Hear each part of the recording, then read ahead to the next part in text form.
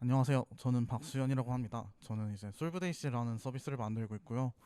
솔브데이시는 백준 온라인 소지의 난이도를 붙여주는, 예를 들어서 뭐 코딩 테스트에서 이제 골드 실버 문제라고 하죠. 뭐 그런 개념을 만들었다고 보시면 될 것 같습니다. 저는 이제 그 넥슨의 병역 특례 조직 엔진 스튜디오에서 일하면서 뭐 면접도 많이 진행하고 그랬고요. 제가 개발을 하고 또 문제를 푼 경험들에 기반해서 이제 새로 학교에 들어오신 분들, 아니면 뭐 아직 그 뒤에 지금 뭐가 있는지 잘 감이 안 잡히는, 약간 안개 속을 걷는 기분이 드는 분들께 좀 도움이 될 만한 이야기들을 준비해 봤습니다. 일단은 뭔가가 많죠. 코딩 마법사의 전직 루트라고 지금 제가 소개를 드렸는데요. 일단 여러분은 학부생입니다. 학부생이 되었기 때문에 1차 전직을 했다고 볼 수 있을 것 같아요. 뭐 학부생도 있고 이제 뭐 부트캠프라던가, 아니면 이제 특수교육과정, 뭐 소프트웨어 마에스트로 고등학교, 뭐 이런 곳들이 이제 나는 프로그래밍을 하겠어라고 마음을 먹어서 이제 1차 전직을 했다고 볼 수 있고요. 학교를 졸업하게 되면 또 여러 가지 루트가 있는데, 뭐 대부분은 이제 엔지니어가 되시고, 또 이제 대학원에 진학하시거나 뭐 기업의 연구소로 가셔서 연구자가 되시는 분들도 계시고, 아니면 아예 벤처 창업을 하시는 분들도 계십니다. 그 중에서 이제 대부분의 경우는 엔지니어가 되시는 것 같아요. 하나 넘겨주시겠어요? 네. 오늘 뭐 많은 이야기들을 하고 싶지만, 일단은 엔지니어 쪽에 대부분 가시고, 이쪽만 해도 되게 많은 루트들이 있기 때문에 이쪽을 중점적으로 소개를 드리고 싶습니다. 저희 뭐 메이플 스토리 같은 게임을 얼마나 많이 해보셨을지는 모르겠지만, 메이플 스토리 같은 경우에도 무언가가 이제 그 예를 들어가지고 마법사로 전직을 했다고 해서 또 여기서도 또 선택을 할 수가 있죠. 그런 것처럼 엔지니어가 되고서도 또 엔지니어링의 분야가 되게 많거든요. 뭐 웹도 있고 앱도 있고 게임을 만들 수도 있고, 아니면 뭐 MLOps 뭐 이런 식으로 되게 여러 가지 분야가 있고, 그 분야 중 아마 하나의 일을 하게 되실 거예요. 그래서 이런 분야들을 어떻게 선택해야 하고, 또 이런 나한테 맞는 분야를 어떻게 찾아가야 하는가, 또 이런 분야에서 일을 하기 위해서는 어떤 것들을 준비해야 되는가를 소개를 해드리려고 합니다. 참으로 많은 채용 공고 전직 퀘스트들이 있죠. 이거는 이제 그냥 본다고 해서 딱 감이 오는 것들은 아니어 보여요. 예를 들어서 뭐 자바스크립트 같은 얘기 있고, 뭐 코틀린, 뭐 데이터 사이언스, 뭐 스칼라, 뭐 이런 얘기들이 있는데, 아마 학교를 처음 들어오셨다면 뭐 들어본 적은 있을지 몰라도 그렇게 익숙한 단어들은 아닐 거예요. 이 중에서 뭘 해야 되는지도 좀 감이 안 잡히고. 하나 넘겨주실래요? 이런 식으로 요약을 할 수 있겠는데, 네, 이런 식으로 요약을 할 수 있겠는데, 뭐 이렇게 요약해놓어도 사실 좀 감이 잘 안 잡히죠. 상용 서비스 개발 경험. 상용 서비스 개발 경험은 뭘까요? 저는 신입인데 경력직을 구하는 건가? 아니면 또 뭐 언어 및 도구 각각 하나 이상 숙달, 이런 거는 대체 나는 뭐 학교에서 이런 걸 가르쳐 주지 않는데 어떻게 해야 되는 것인가 하고 좀 막막한 점들이 있을 거예요. 하나 더 넘겨주세요. 그리고 아까 말한 것들은 또 자격 갖추기거든요. 이런 자격이 있으면 이제 요 아래에 있는 것들, 뭐 코딩 테스트를 보고 직무 면접을 보고 문화 면접을 보고, 이런 과정을 다 거쳐야지 비로소 엔지니어가 될 수 있는데, 이런 것들은 또 언제 다 하나 같은 막막함이 있을 수 있을 것 같습니다. 하나 더 넘겨주십시오.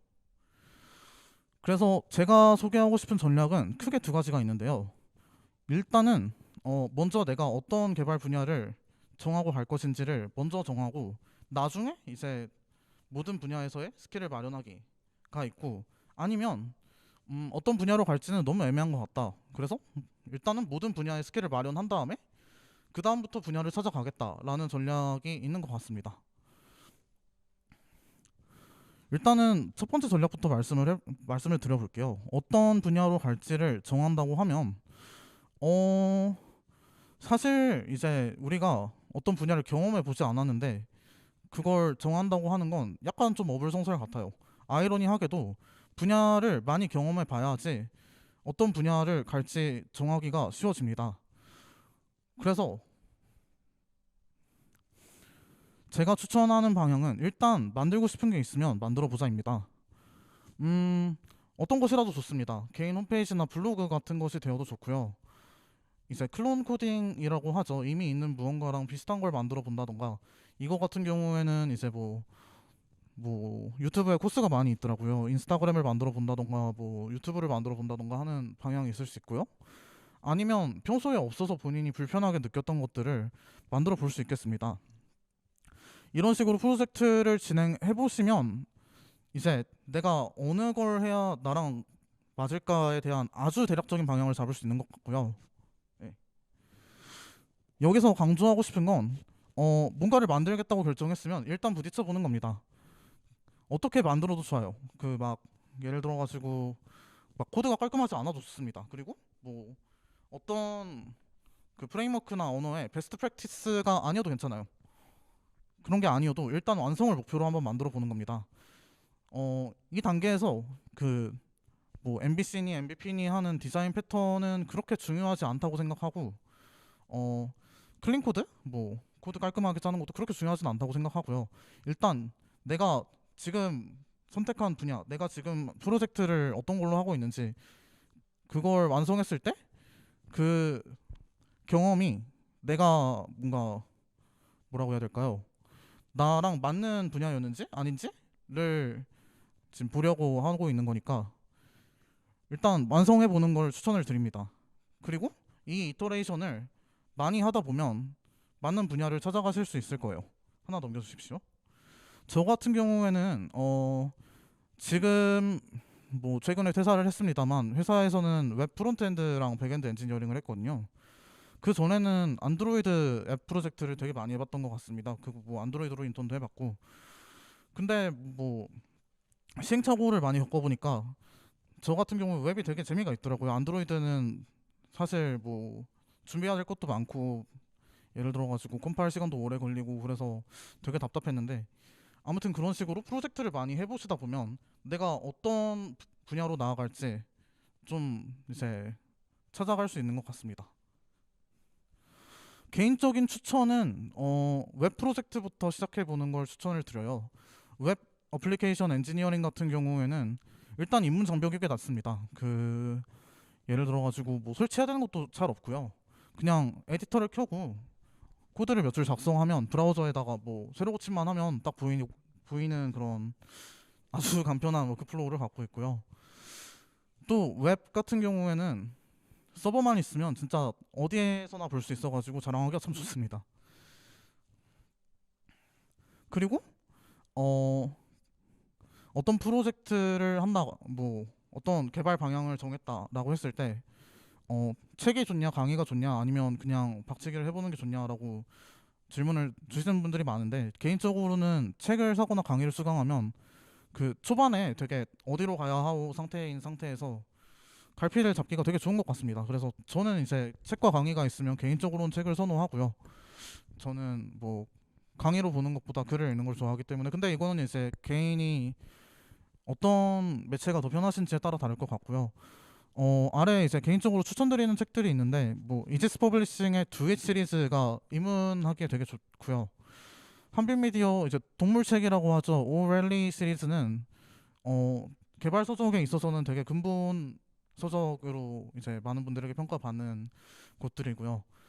아니고서는 이제 IT 전문 출판사들이 있습니다. 인사이트, 위키북스, 제이펍, 영진닷컴 이런 곳들의 책을 사서 보시면 이제 처음에 그 언어와 프레임워크를 정하시고 거기서 개발 방향, 갈피를 잡아가시는데 아주 큰 도움이 될 거라고 생각합니다.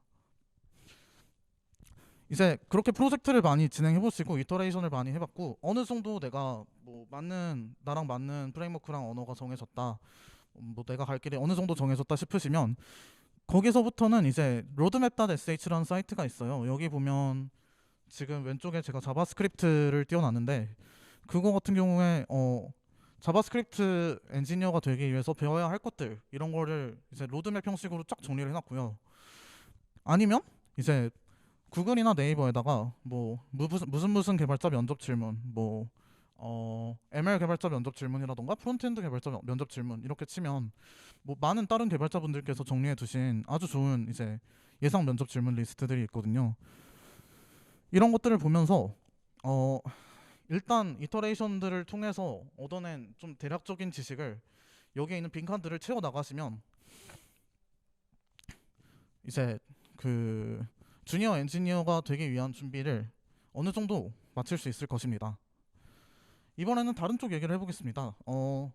분야를 정말 예, 뭐 당장 하고 싶은 게 없어요. 예를 들어가지고 뭐 만들고 싶은 게 없을 수도 있고 실제로 뭔가 사이드 프로젝트 주제를 정하는 게 그렇게 쉽지만은 않은 일입니다.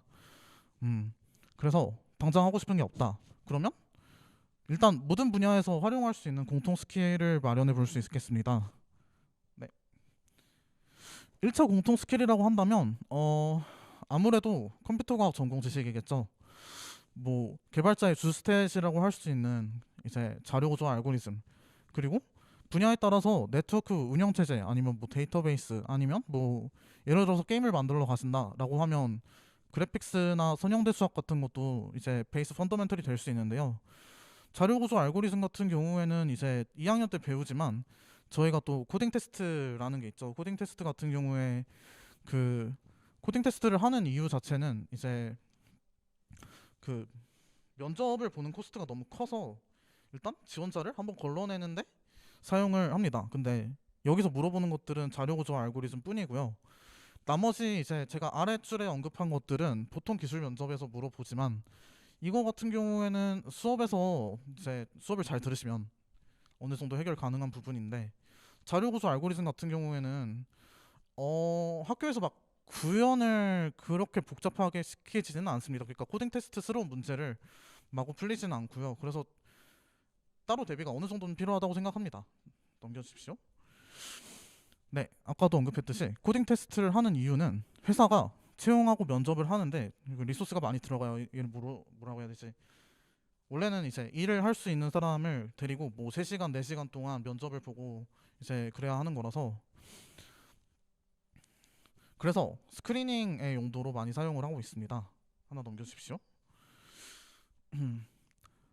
뭐 스크리닝이라는 거는 이제 최소 자격만 충족하면 여기부터는 이제 면접으로 보겠다라는 뜻이기 때문에 그렇게 뭐 빡세게 공부할 필요는 없겠다고 생각이 듭니다만은, 그래도 그냥 뭐 어떻게 공부해야 할지 이제 체계적으로 정리된 게 많이 없다 보니까 소개를 드리자면, 일단은 코딩 테스트에 사용할 프로그래밍 언어를 고르고 이제 이 언어의 문법을 정복합니다. 문법도 있고 이제 이 언어가 제공하는 자료 구조들과 컨테이너들을 자유자재로 사용할 수 있으면 더 좋겠죠. 그리고 코딩 테스트에 자주 나오는 유형들의 알고리즘이 있습니다. 구현이라던가 문자열, 뭐 그래프, 특히 격자 그래프, 그리고 해싱, 집합과 맵, 이런 것들이 자주 나오는데요. 이런 문제를 많이 풀어보고 이제 마지막에는 이제 코딩 테스트에 직접 가면 또 뭐 코딩 테스트 문제들의 난이도나 분류가 써져 있진 않으니까 어떤 문제를 보고 이 문제가 어떤 분류겠거니라고 이제 생각할 수 있는 능력을 연습하기 위해서 어 그냥 이제 전반적인 문제 해결을 연습하게 됩니다. 하나 넘겨주십시오. 어떤 언어를 선택할까에 대한 질문이 정말 많습니다. 뭐 어떤 분들은 이제 C++를 무조건 해야 된다라고 주장하시고, 어떤 분들은 파이썬을 해야 되는데, 최근에 또 제가 어딘가에서 발표를 한 적이 있는데 거기서 저는 자바가 익숙한데 사람들이 다 파이썬을 하라고 해서 코딩 테스트를 파이썬으로만 봐야 할까요? 같은 질문들이 있었는데요. 제 주장은 본인이 쓰기 편한 언어가 최고입니다. 본인이 쓰기 편한 언어가 이제 제일 자신이 코딩 테스트에 들어갔을 때 성과를 제일 잘 낼 수 있는 언어라고 생각하고요. 개인적으로 편한 언어가 없으시다면 현업에서 자주 쓰이는 언어로 골라보는 게 좋습니다. 백엔드 개발자 같은 경우에는 파이썬과 자바를 많이 쓰고요. 또 뭐 인공지능 쪽으로 가실 거라면 파이썬, 뭐 안드로이드 엔지니어링 할 거라면 이제 뭐 코틀린 뭐 이런 것도 있는데요. 일단 뭐 저는 지금 뭐 코딩 테스트를 먼저 준비한 쪽에 얘기를 하고 있지만, 예를 들어서 아까 말했듯이 뭔가 분야를 정한 다음에 코딩 테스트를 준비하는 순서라면, 분야를 정하셨을 때 이제 많은 뭐 연습을 하셨을 거고 채용 공고도 많이 보셨을 텐데 거기서 사용하는 언어를 사용하는 것이 가장 좋다고 생각합니다. 그리고 고른 언어의 문법과 자료 구조에 충분히 익숙해질 때까지 연습을 하면 좋습니다. 하나 넘겨주십시오. 그 다음에 이제 언어의 알고리즘과 문법에 익숙해졌다면 자주 나오는 알고리즘을 공부하는 게 좋습니다. 자주 나오는 알고리즘의 경우에는 이제 구현, 뭐 구현 알고리즘이라고 할 수는 없지만 이제 문제 분류로 들어가고요. 문자열 문제들 그리고 그래프 문제들이 있는데요. 제가 만들고 있는 솔브드 AC 같은 경우에는 이제 이 주소 솔브드 AC 슬래시 problems 슬래시 태그로 들어가시면 이제 알고리즘이 태그별로 분류가 돼 있고, 뭐 솔브드 AC가 꼭 아니더라도 뭐 프로그래머스가 좀 더 편하신 분들이라면 프로그래머스의 코딩 테스트 연습 분류가 있습니다. 여기에 코딩 테스트 고득점 킷이라는 게 있는데요. 여기 같은 경우에 빈출 알고리즘들을 큐레이션해서 좀 풀어볼 수 있게 잘 정리가 되어 있으니까 참고하시면 좋을 것 같고요. 네, 하나 넘겨주십시오. 어디까지 공부할까라고 하면 솔브드 AC 기준으로 이제 어려운 실버에서 쉬운 골드 문제들, 프로그래머스로는 레벨 2에서 3인데요. 이 정도를 무난하게 풀 수 있을 때까지만 하면 됩니다. 더 하는 것은 제 생각에는 뭐 가성비가 그렇게 좋지는 않고요. 뭐 알고리즘 문제 푸는 게 재밌어가지고 이제 대회로 오시는 분들이 계신데 좋은 일입니다. 하지만 그렇게 가성비가 좋지는 않으니까 스트레스 받으면서까지 공부하실 필요는 없을 것 같습니다. 하나 넘겨주십시오. 제가 만든 솔브데이시를 활용하는 방법 같은 경우에는 제가 솔브데이시의 클래스라는 기능을 만들어 뒀거든요. 이거 같은 경우에는 저도 이제 동아리에서 학회장을 하고 있었는데 그 스터디를 여는데 문제 추천하기가 귀찮아서 사실 만들어 놓은 것인데 1단계부터 4단계까지는 이제 코딩 테스트 수준에서 자주 나오는 알고리즘들을 제가 큐레이션을 많이 해놨습니다. 그래서 여기에 있는 약 몇 개 문제더라 한 150개 문제 정도를 다 풀 수 있을 정도가 되시면 아마 코딩 테스트에 사용되는 알고리즘 대비는 문제가 없을 겁니다. 그리고 이제 많은 분들이 뭐 약간 이제 좀 문제 푸는 분들 사이에서 사용되는 용어긴 한데요. 랜덤 디펜스가 있습니다. 솔브드에서 이제 별 S, 별이 난이도라는 뜻이고요. S가 실버라는 뜻인데 별 S라고 엔터를 치고 검색을 하면 실버 문제가 쭈르륵 나오거든요. 거기서 오른쪽 아래 이제 시프트 마음대로라는 소트 옵션을 클릭하면 문제가 랜덤 순서대로 나오는데 여기 있는 문제를 뽑아서 풀어보는 것도 좋습니다. 랜덤 디펜스를 하는 이유는 이제 실버 안에서도 이제 실버 1, 2, 3, 4, 5가 있고 이게 뭐 얼마나 쉬운지 어려운지 모르고 또 이렇게 문제를 검색하면 제가 알고리즘을 모른다는 장점이 있어요. 알고리즘을 모른다니 이제 그러면 이제 어떤 문제를 봤을 때 내가 이 문제 지문을 읽고 아 이거는 어떤 알고리즘이나 어떤 자료 구조를 사용해서 푸는 것이겠구나를 이제 트레이닝하는 연습을 하는 것이죠. 이렇게 분야도 정했고 코딩 테스트 준비도 마쳤다라고 한다면 이제 추가적으로 준비하면 좋은 것들에 대한 이야기를 해보겠습니다. 2차 공통 스킬이죠. 분야가 정해지고 코딩 테스트 준비가 끝났다면 이제 회사는 협업을 하는 곳이기 때문에 커뮤니케이션 능력과 그 특히 이쪽 면접관들께서 신입 프로그래머를 뽑을 때 좀 긍정적으로 이런 경험이 있다라고 하면 긍정적으로 보는 게 협업 경험 및 능력입니다. 하나 넘겨주십시오.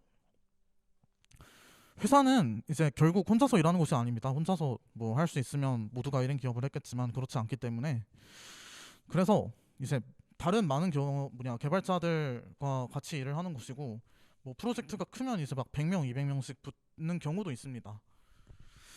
프로젝트 아이디어가 생각났다면 예를 들어서 학교라던가 아니면 뭐 인터넷에 많은 커뮤니티가 있겠죠?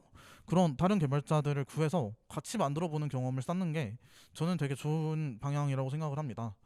아니면 이미 어느 정도 개발이 되고 있는 프로젝트에 팀원으로서 참가해서 일해보기, 혹은 이제 학년이 올라가면 학교 수업에서도 어느 정도는 이제 팀 프로젝트를 하게 되거든요. 뭐 이제 저는 이제 학교가 좀 다르지만 저희는 이제 캡스톤 디자인이라던가 아니면 이제 여러 가지 연구 프로젝트에서 뭐 팀을 짜가지고 개발하는 경우가 많습니다. 이런 상황에서 하나 넘겨주실래요?